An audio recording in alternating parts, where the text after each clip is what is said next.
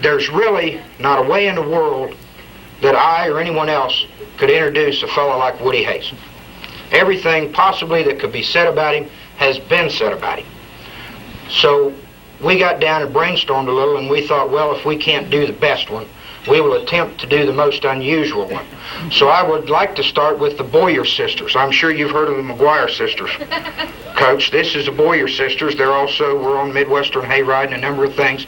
The three of you out there, would you come up here, please? I don't know if a lot of you know this or not, but Woody Hayes is a Valentine baby. Now, I won't say what year it was, but it was only about 4 days ago. So I'm going to ask these three lovely ladies, if they would, to lead us in a rousing rendition of Happy Birthday to Woody Hayes. Well, first, before we do Happy Birthday to Woody, we've got a little salute. We were in the restroom and we were asked to sing a little song to him. So we wrote and practiced and tried to polish up a little song in the restroom just for Woody. So we'll do that first before we sing Happy Birthday. You want to stand up so we can sing it?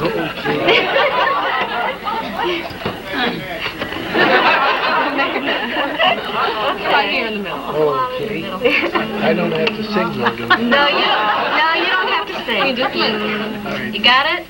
Okay, we got to look at the words because we just made it up, so we don't know what we're doing here. But we're gonna try to sing the little song.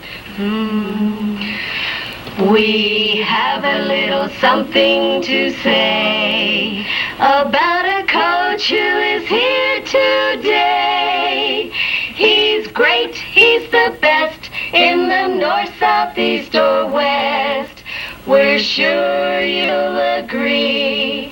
He's first-class company.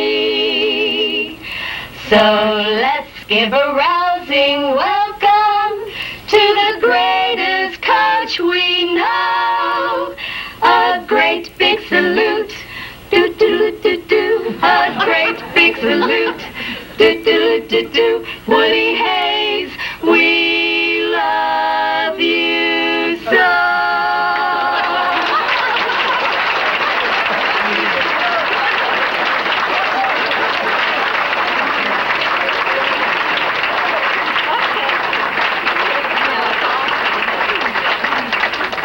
Now everybody sing Happy Birthday to Woody. Happy birthday to you. Happy birthday to you. Happy birthday, dear Woody. Happy birthday to you. Thank you.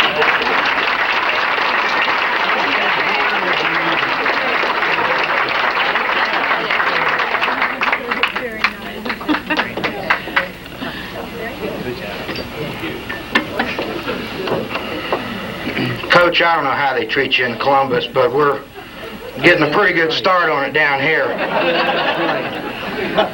That ain't a bad start. Now I've got another fellow that is kind of a literary genius in our community, that if you're out there, Larry Fogel, would you wander up this way?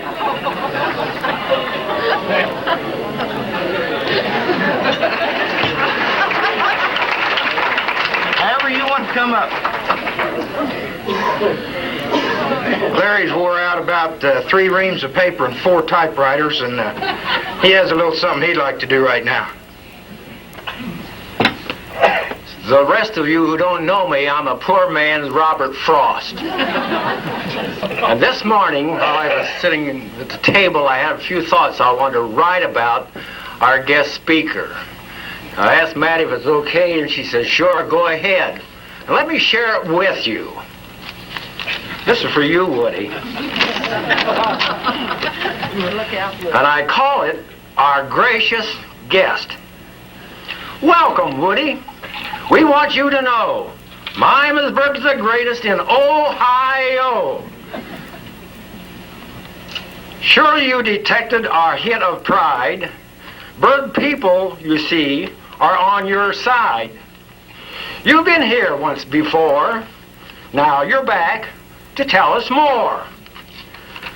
We're here to listen to what you say of the days of glory with the scarlet and gray. To keep us alert and not fall asleep, relate how you made Little Bo Peep.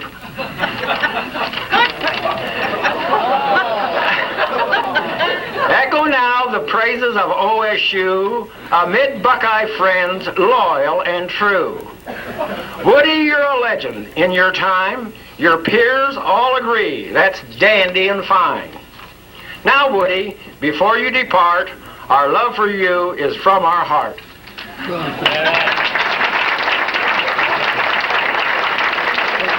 that home with.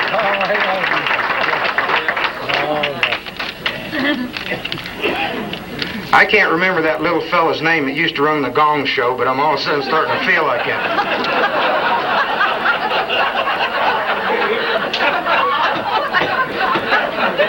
I'd give that a 9, an 8.7 and a 9.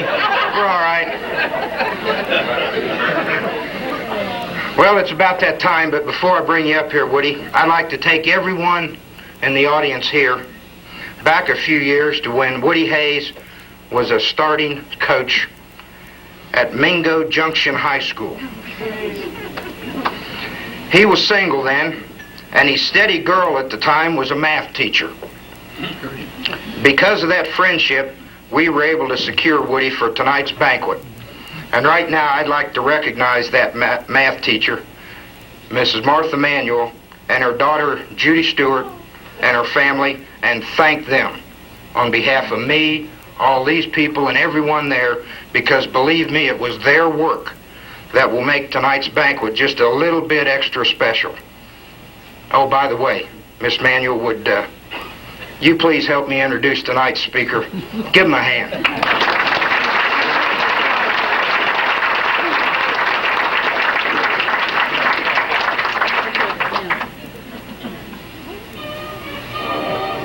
This wasn't my idea. This wasn't my idea. You sure? Yeah, I'm sure. I have to put this on you. I said, I'll stab him for sure.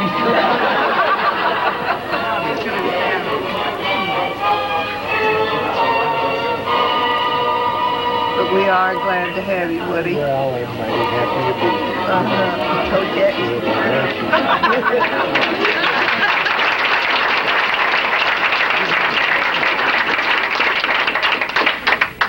For those of you maybe in the back that couldn't quite hear it, and we had just a short glitch in the program, but we were attempting to play the fight song then while Miss Manuel was coming up. Well, I don't know if it's the best introduction you've ever had, but you've got to admit it may have been one of the most unusual ones you've ever had. That's right. Ladies and gentlemen, what can I say? Woody Hayes.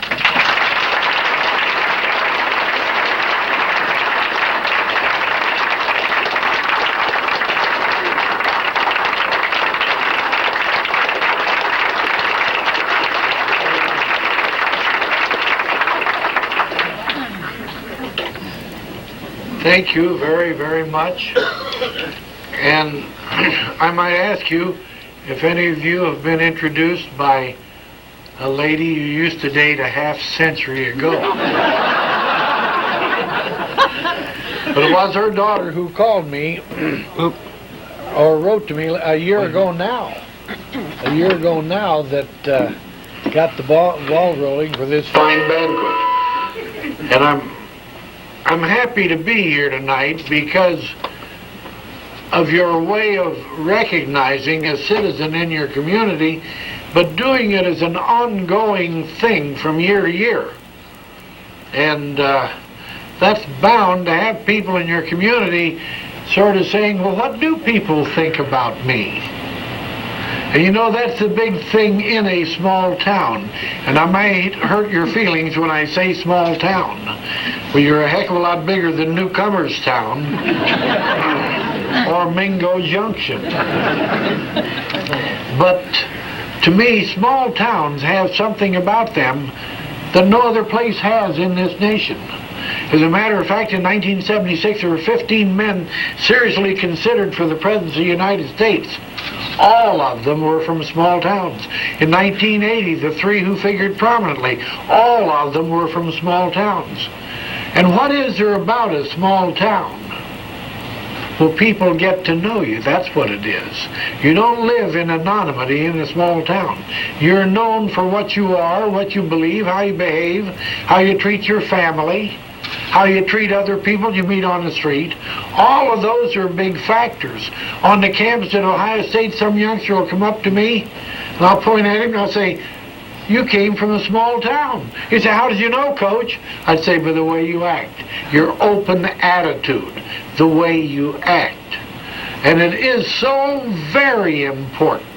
As a matter of fact, I had an unusual thing about a week ago. I went down to a banquet down at Bridgeport, Ohio, but it was about a part of Bridgeport known as Lansing, in which 600 people live. And they had a party that night for their 4 big athletes. And they had the 2 Negro brothers from the major leagues. One of them is 46, one is 44. They're great baseball pitchers. Then they had the greatest player in basketball, was known as Mr. Basketball until he retired. What was his name? John Havlicek, you bet. All right, and the next one had the most unique record of any player who had ever played in the Big Ten. Billy Jobco had played there and never had played in a losing Big Ten football game. His first year in '54, he played on a national championship team. In '55, we won the Big Ten championship. We didn't win the national. And he came back in '57, and we won the national championship again. He never played in a losing Big Ten game. Now, those were the 4 fellows who they honored that night. And when you saw, all right, the Negro fellows who started them to playing baseball, there was their old dad, their old man now. But he's the one who started them. Then they get into little leagues. Then they get into the junior high leagues. Then they got into high school and played there. Then they had their church leagues. All of them had those great, great advantages that you get in a small community. They all came up, they'd had wonderful coaching, sure, but they'd had these people who knew them well. There was that personal contact in it. And that's what made them the great athletes that they are nationally today. But I mention that because I see it in small communities where we played football. Yet tragically, as I was talking to Martha, when I went back last summer, there was only 1 football player from my high school team there. There was 1 living in another part of the state, but all the rest are gone. Now that really bothers you when that sort of thing happened. But Jim Tisch there looked good. But he and I were the only ones there.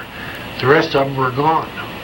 And it just happens that way. When you get our age, you're getting a little bit old. Well, I don't want to bear down on that too much, but doggone it, it is so imperative that youngsters, when they're young, have personal training in coaching, where they're really taken and taught how to do things. As I tell people when they take their youngster, don't send him to the study table. Meet him at the study table. And the hardest thing you'll ever have to do is meet that kid and sit there and help him to learn.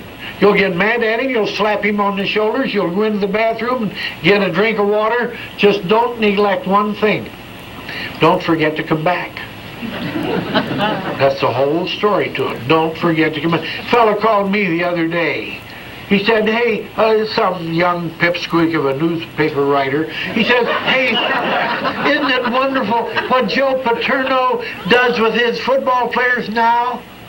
I said, what the hell do you mean now? I said, I was doing that 35 years ago.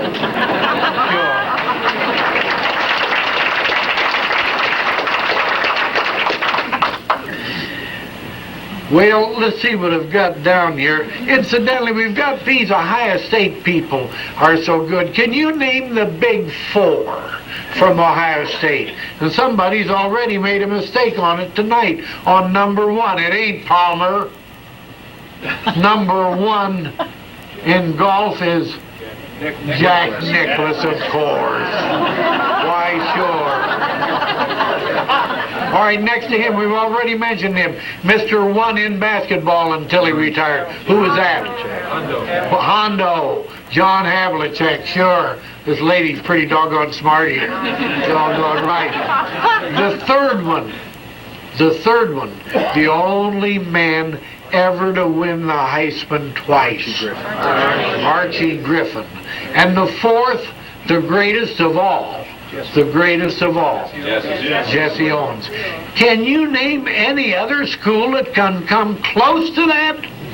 No, there isn't a one in the country that can approach that. We're so far ahead of anybody else it isn't even close. That's right. And you know, at Ohio State, we have 30 other sports. You know who sports them all? Football. Now, we added one just last year that'll be a real revenue producer. Girls cross country.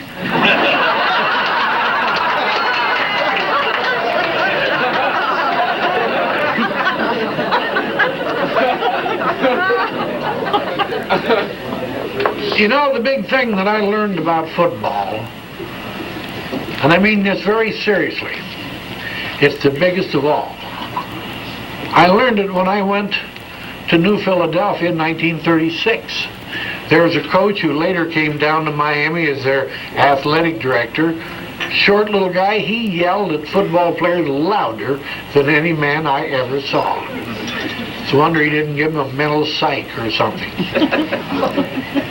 But he had those kids in such great shape. I don't ever remember of one of them being out of the starting lineup. But you know what he did to those kids? When they graduated, he put them into college. He had 26 of those. Now this is during the Depression. He had 26 of those former football players in college on college football scholarships. There's a coach up the road was even better at it than he was. Maybe you've heard of him. A fellow by the name of Paul Brown. At Massillon High School, he had 40 in college on football scholarships. And what these men were doing, they were paying back to these youngsters the fact that they'd played great football for them. And they were paying back to them that way. And we'd go to the Ohio State University in the summertime for a graduate degree, and we'd sit around a table at night, and we'd talk football. And believe me, all you had to do is keep your mouth shut, and you learned a lot of football from those fellows because they knew it. But we'd finish up every night with the question, how do you get these kids who come from families in which no one's ever gone to college? How do you get them to college and make sure they graduate? Well, we were all students in educational psych and all that sort of thing. We had a lot of good ideas, and we put them there. The fellow who's now mayor of New Philadelphia, and I can't tell whether he's a Republican or a Democrat. Nobody runs against him. But actually, when he was a senior in high school, and he was a big guy, I took him and I said, you get back over to junior high and you take algebra back there. If you don't, you won't get into a good college. Well, he got into a good college, then went into service and came back, and he stopped Doc Blanchard. Now, if any of you are old enough to remember Doc Blanchard, he was the best fullback in the country. Well, this guy stopped him. And he went on to there and graduated and came to New Philly and coached, and now he's the mayor of New Philadelphia. But that's what you can do to kids. You can push them a little bit. You make them get better than they think they can get, because they all, of one thing I'm certain, they're all smarter than they think they are. And we've had some of the greatest kids play football for us you could ever believe. I had one happen 2 years ago down at Dayton. At lunch, this fella came up who had sort of gray hair now, and he said, you don't remember me. And I said, like the devil I don't. Your name is Joe Ocrocco, and you come from Bel Air. And he said, and I said, yeah, you played 36, 37, you're captain in 38. He said, yeah, but you don't know what I got in my bag.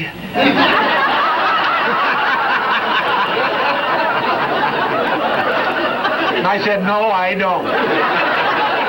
And he opened the bag, and here's the funny part about it. Here was this old yellow football on which it said New Philadelphia 14, that's our team, Bel Air, his team, 0. Yet he had the game-winning ball. And then I remembered what had happened. He had come over to our bus after the game and shook hands and congratulated and patted us on the shoulders. And our kids handed him the game ball. And he said, "No, I won't take it unless you'll sign it." And they all signed it, and here were their names still on that football. Leo Benjamin, Herb Hines, Jack Cassidy, they were all on there. Yeah. That's how much they respected that football player. And you know, we had the same thing happen in the Rose Bowl. We won out there against the greatest football player we ever met. And you girls know who it is. Sure, you've seen him jump over suitcases in airports. You've seen him take the place of Howard this fall on Monday night television. And he's one of the dandiest people I have ever known. But what happened after the ball game out there would beat him. We held him to 81 yards in 27 carries. And then we held him to 80 yards in 1 carry. The only thing that would have stopped him on that was the Pacific Ocean. But we still had points enough to win the ball game, and after the ball game, we're down in our dressing room on the floor thanking that man upstairs, and the door banged open. And here's this fella's streams running down his face. He said, "You're the best damn football team I ever played against." You know what our kids did? They all jumped up and formed a line to shake hands with that great O.J. That's how much they thought of him. But it's amazing how they learn to respect one another. It's amazing how they remember great deeds and great plays they've made. 2 years ago, last November the 20th, I was just getting out of the shower at exactly 8 o'clock in the morning. The phone rang. And it was Fred Bruni, who'd played against Michigan 30 years before in 1952. And we beat Michigan for the first time in 9 years. And he said on the phone, he said, "Hey, Coach, do you remember what I did 30 years ago today?" And I said, "I sure do. You intercepted 3 passes against Michigan, and all of them were fingertip interceptions. If you hadn't have caught them, they'd have gone for touchdowns. And we went on to beat them 27-7. For the first time in 9 years." He said, "You remember, don't you? Thanks," and he hung up.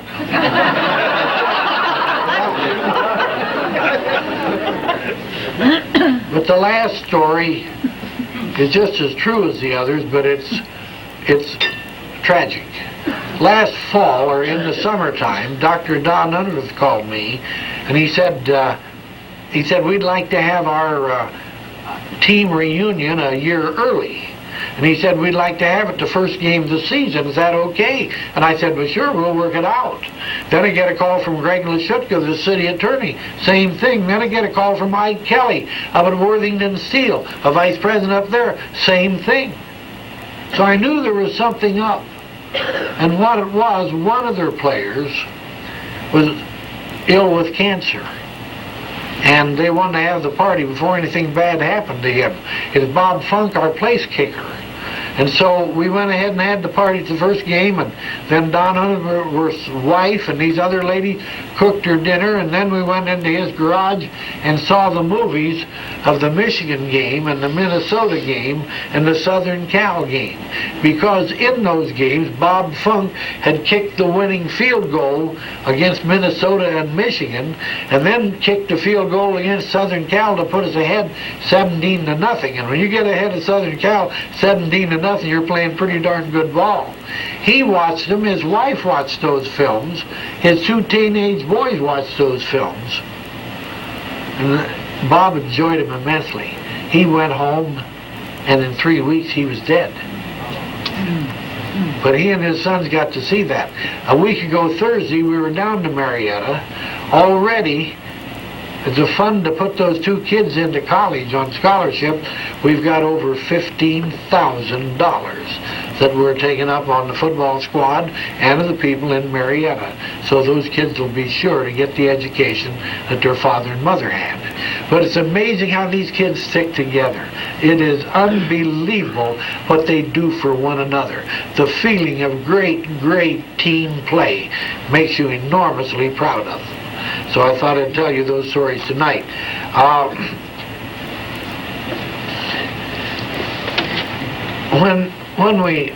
Thank you. Whenever anyone comes in my office, even yet, football player, I lead him over the window. We look down at the old stadium, which is 62 years old. And the thing I try to get across to him is this. Look, son, you look at that stadium. Since it was built 62 years ago, the changes in this world are just like that. In the last 62 years.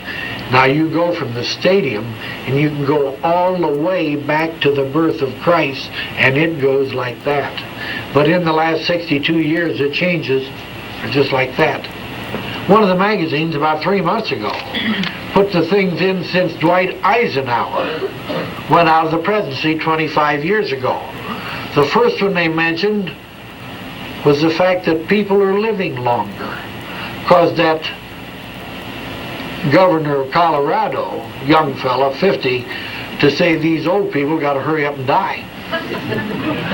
Well, he ain't going to get my vote.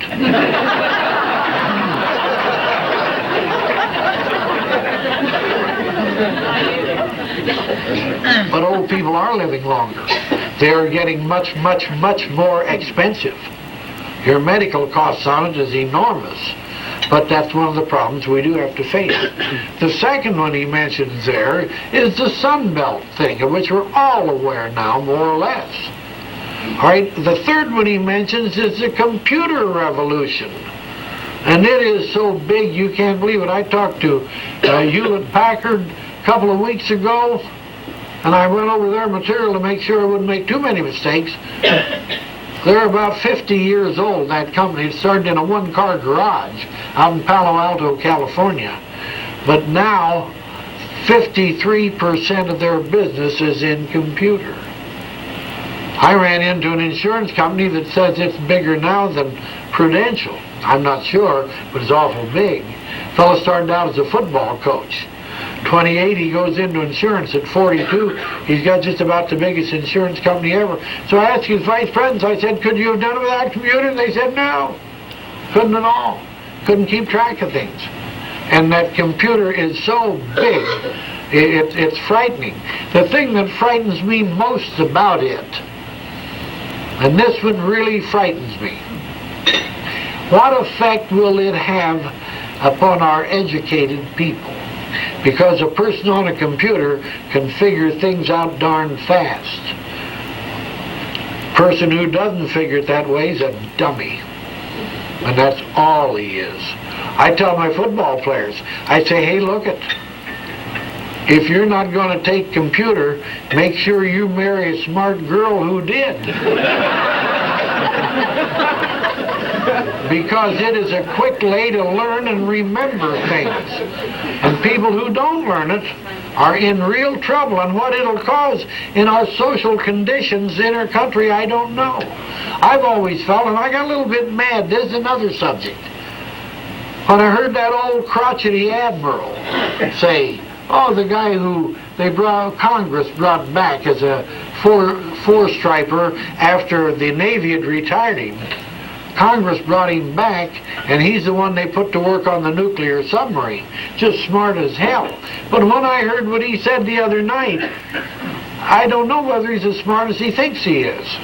Because he said he never read Navy regulations. Anybody been in the Navy? You damn well better read them. If you don't, you run a ship aground. That's the end of you. But the Navy regulations are for one purpose alone. So people can study and find out the things that went wrong so they won't happen again. This fellow said, no, he hadn't bothered to read that. Well, I just wonder how many ships he ever had command of. Well, I don't want to get into that, but there are so many factors in our education now. There are so many ways. I didn't mention all of those 10 things. Let's see, the fourth one is foreign competition. Be careful or you get run over by a Toyota. Fifth one, I ran into a company on this one to show you how smart you can get. The fifth one is women on the move. And I saw a company in Ohio take care of that one pretty well. They had a few restaurants. Instead, they went into business in fast foods, frozen foods, because the women aren't going to be home, so they'll do it for you. Yeah, they made so damn much money that now they own 22 hotels and are figuring to build 30 more. Yeah, so that's funny how things are happening nowadays, but they're happening enormously fast. And anyone who goes to college better realize he's not going to be on one job in college. I was sitting down at Marietta with a bunch of real smart guys, lawyers. Only one of them's practicing law. The only other one that was in his profession was the doctor, the heart specialist, Dr. Don Unverforth. All the rest of them, no. One of them was a lawyer, and yet he now is an architect. Another one, I hadn't seen him for 4 years, and I said to him, I know why I haven't seen you. He said, why, Coach? I said, because you're making too darn much money. You haven't got time to come back and see anybody. And that's what's happened, because we sat down at this dinner at a room just about this size, and I said, well, who's picking up the check on this? And they all pointed at Bill sitting there. They said, Bill's picking up the check on this. Yeah, he's a lawyer, but he quit practicing 4 years ago. He doesn't have time to. He's building hotels and things like that. But it's amazing how people do change from one to another. I talked to the head of, what the hell firm was that the other day? Oh, shoot, it was down in Texas.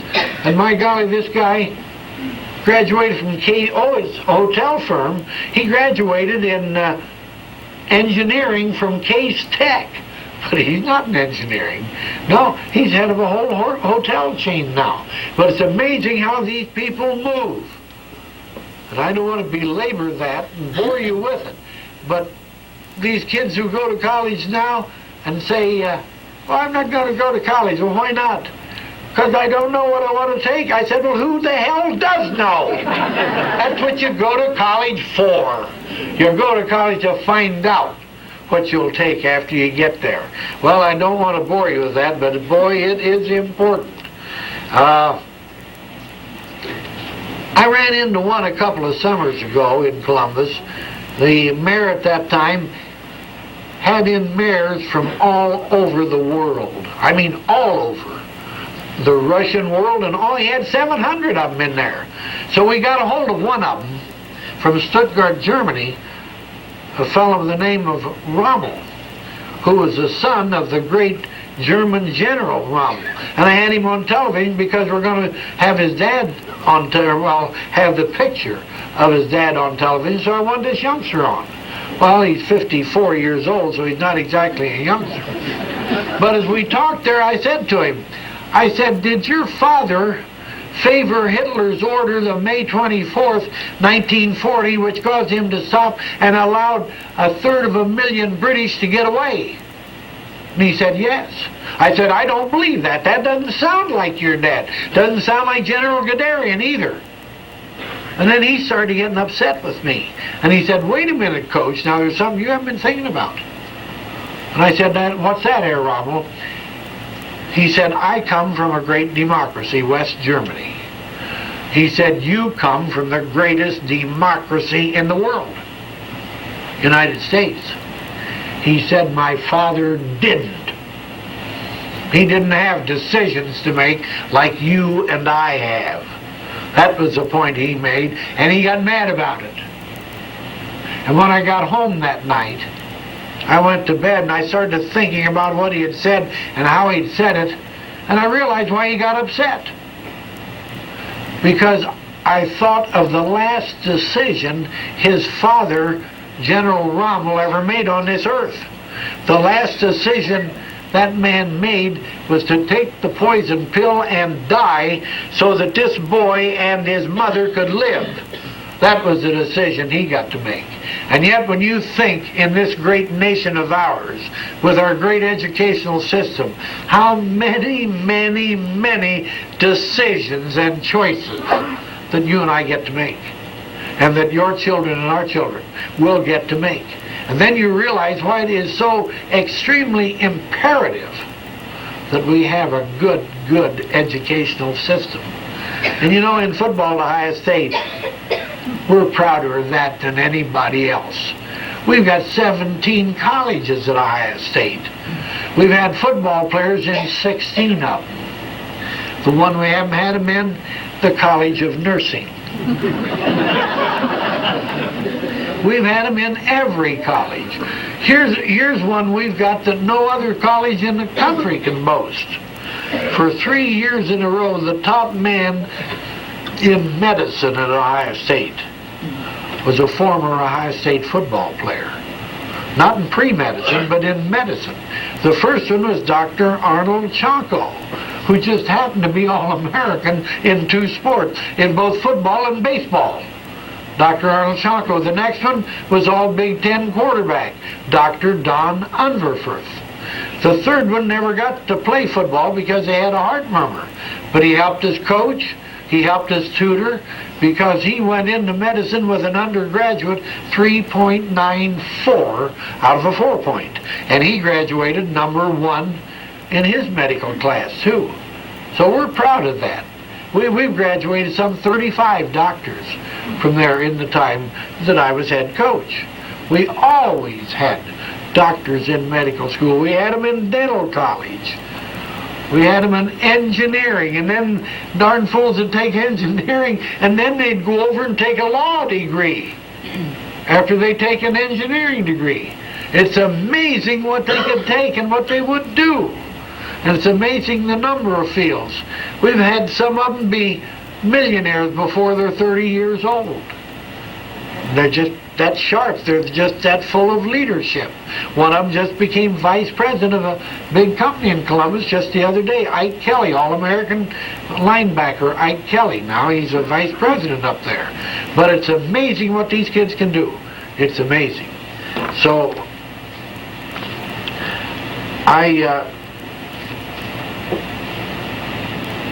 if we had a little time, you know, attitude is the biggest damn thing in the world. You win with good attitude. Without it, hell, you get beat every time. Sure, but you win with great attitude. And in this nation of ours, we must realize, and people make fun of the fact that I'm always hammering on my football players, teaching them history. Why? Because I want them to be positive. I want them to have a positive attitude. I want them to appreciate what this nation has encountered and done, and how we get on top. And there are 3 things I'm going to take about 5 or 8 minutes and tell them to you. Do you mind? Okay, all right. Let me have a little drink of water there, please. Thank you. How lucky can you be? And that's just about how lucky we have been. The first one. What is the biggest problem in the world today? The biggest. Without a doubt, the biggest. No, it's bigger than drugs, although that's getting awful big. No, the atom bomb. Your atom bomb. You know how we got that? We got that right out from under Hitler's thumb. Believe it or not, we got it out from under Hitler's thumb. He could have had it, built that bomb, and it killed us all, and we'd all be slaves today. We'd all be, if Hitler had gotten it, we'd all be slaves today. But a little Jewish lady by the name of Lisa Meitner, with hair just as gray as yours. Yes, sir. Yes, sir. Just a little gal. Oh, just a tiny person. But she got it out of Germany and took it to Sweden. and she got it to Niels Bohr in Denmark. Niels Bohr got it to Einstein. Einstein finally got it to Roosevelt. And Roosevelt got it in November of 1938, and he sat on it for 2.5 years. And then when the Germans started into Russia, and it looked very much as though the Germans were going to win the war, then he started the Manhattan Project. Then he started it, which ended up with being used on the Japanese and ending that war and saving 1 million of her lives over there. The man who made that decision, God bless him, and I've always liked him. I never voted for him, but I fought for him. I fought for him, and I loved the man. Harry Truman. And he made the decision to use the bomb on Japan. He saved 1 million lives when he did it, both Japanese and our lives. And when these liberal professors start to tell you, oh, what an inhuman person Harry Truman was, he was like hell. You know what he was doing? He was doing the same thing he'd done on the Western Front in the First World War. He had a little idea, you take care of your men, and what? Your men will take care of you. And that's exactly what Harry Truman did. But in June of 1945, just 40 years ago this June, we tried to put that bomb up for international decisions, and we couldn't do it. Now we're back 40 years later with the times a lot tougher. Now we're back again to do it, and we will eventually get it worked out. We will. We've got to be optimists on this damn thing. It won't be easy. It'll be the toughest problem this world has ever faced. But we will work it out. We will work it out, you can believe it. It will happen that way. As a matter of fact, I get so darn disgusted when I see these silly educators who won't bother to teach you Russian. And I call them silly, because we're going to have to learn Russian if we expect to be able to control those people. If we're able to sell them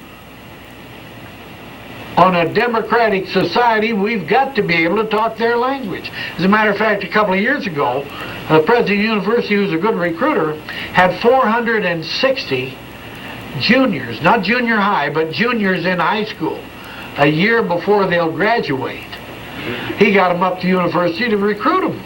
So he invited John Galbraith to talk to him, and he did. The president talked to him, and for some reason he invited me to.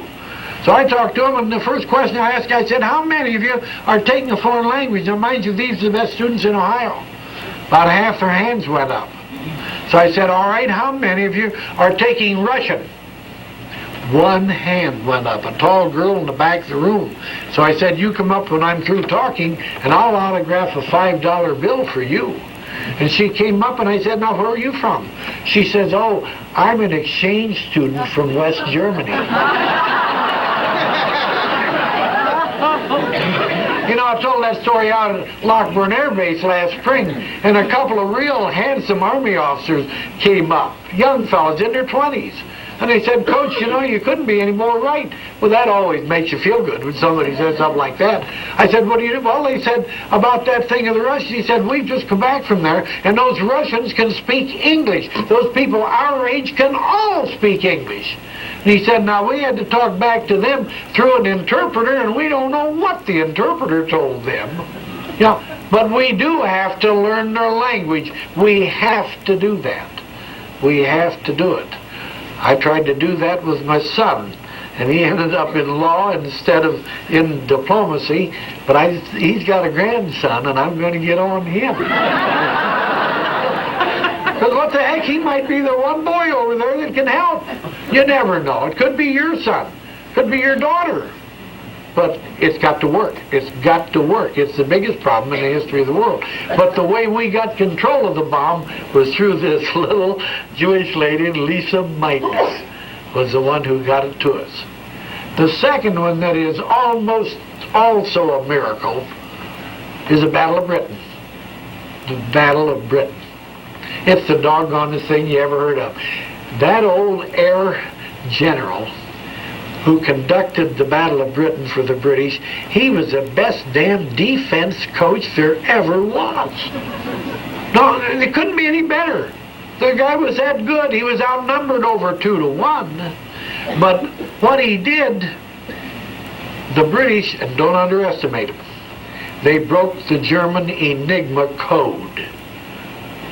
Some of them even died from working too hard on that code. They tried to ship some of them to the Bahamas so they could recover, and they died before they got there.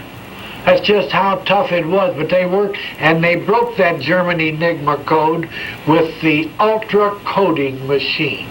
It was as big as a grand piano. The thing they broke, what did they know? Then you wonder why he was a good defensive coach.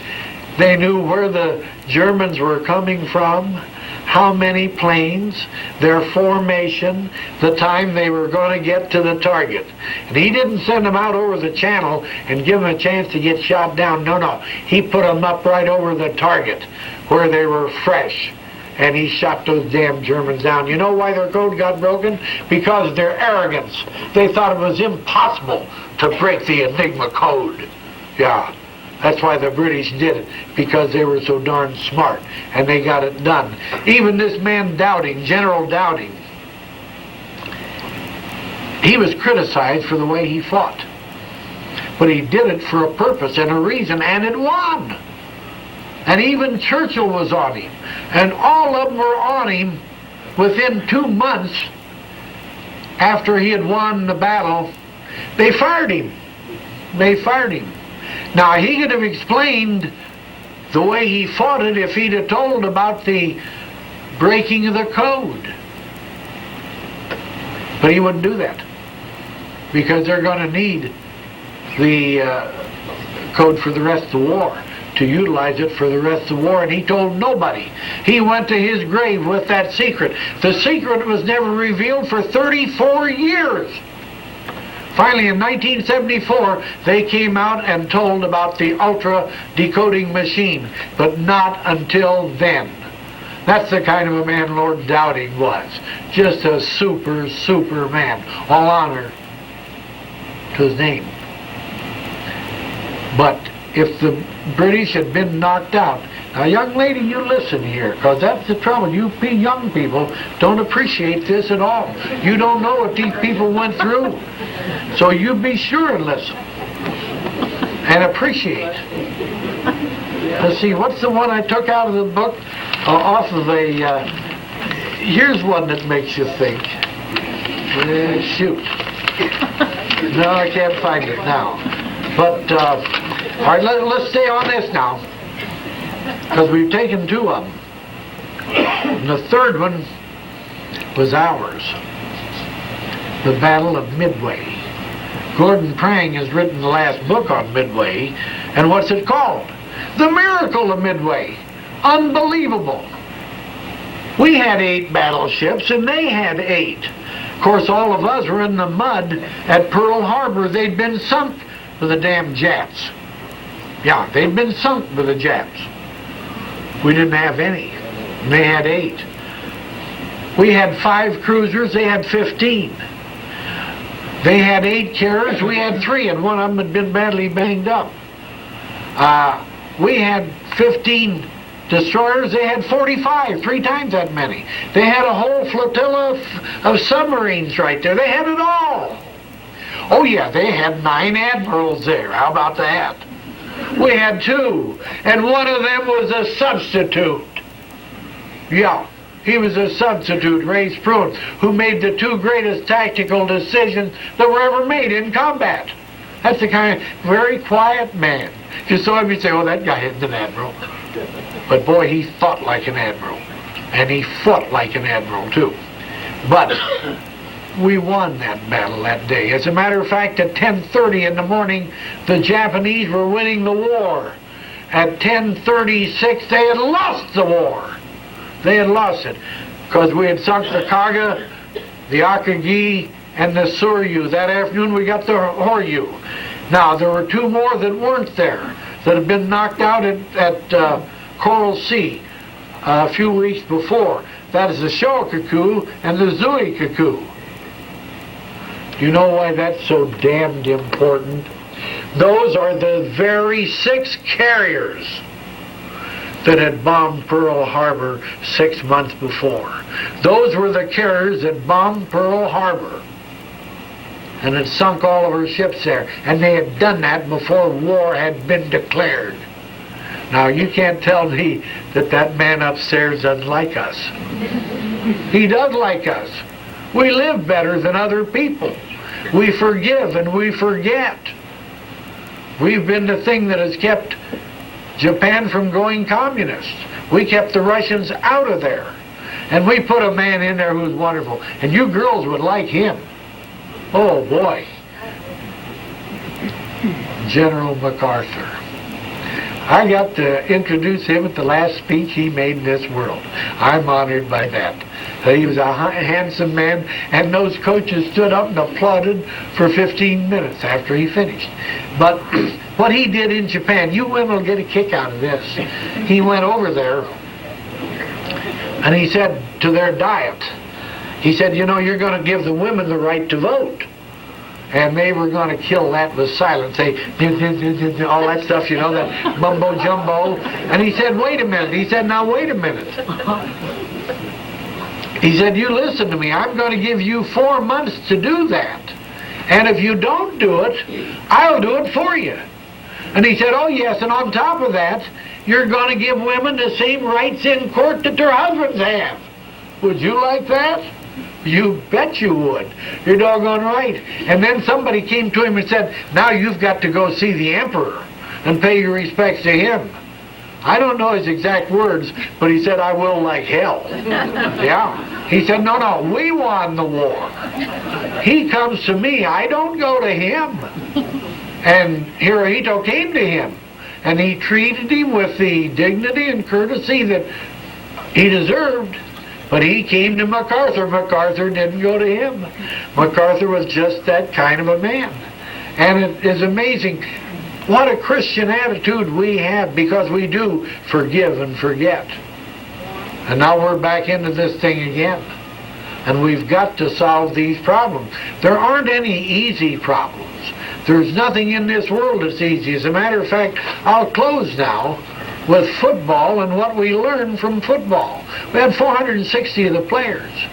And I say, all right, what did you learn from this silly game? Silly game!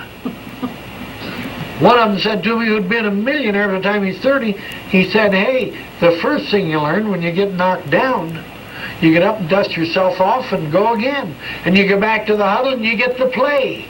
And you all get the same play and you run it together. Whether the play comes from the press box or from the sideline, or called in the huddle, or called as an automatic at the line of scrimmage. You still run the play that was called, and everybody runs it if you expect to have success. And that's the way it is done. And there's one other one on that you learn quickly in football. There's nothing easy in football. There's nothing that comes easy. That's what makes it such a great game. That's why when these people say, well, I don't want my boy to get hurt, I don't want him playing that. Hell, he can go home early in the afternoon with his girlfriend and fall off the sofa and get in more trouble than that.